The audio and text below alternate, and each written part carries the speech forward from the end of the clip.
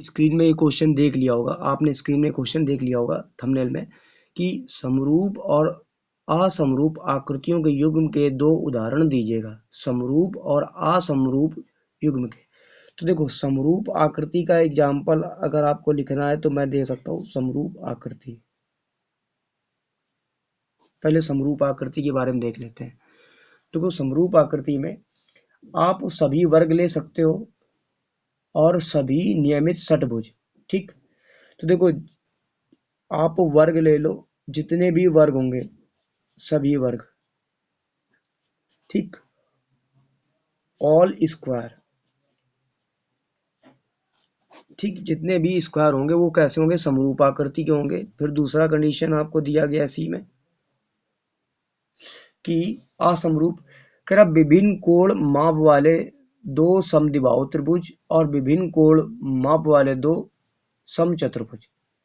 देखो जिनके भिन्न भिन्न कोण हो, आप लिख सकते हो यहाँ पर विभिन्न कोण वाले दो समद्विबाहु त्रिभुज। तो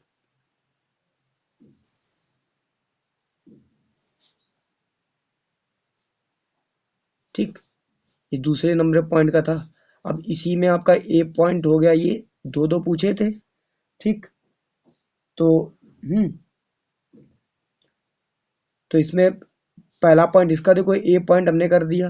अब इसका देखो, अब इसका भी देखो सेकंड पॉइंट कर दे रहे हम लोग बी वाले का बाद। इसका भी देखो ए पॉइंट ये हो गया। एक पूछा था समरूप आकृति में तो हमने बता दिया सभी वर्ग। अगर इसका भी बी पॉइंट आप लिखना चाहो तो लिख सकते हो सभी नियमित षटभुज, तो लिख सकते हो षटभुज।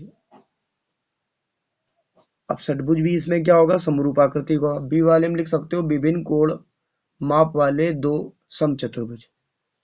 तो क्या लिख सकते हो आप सीधे एग्जाम्पल इसका, समचतुर्भुज।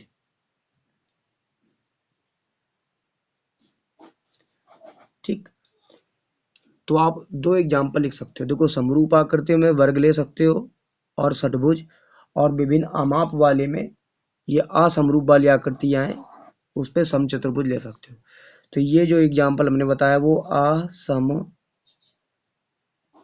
का एग्जाम्पल बताया। ठीक है, तो आप ये कर सकते हो।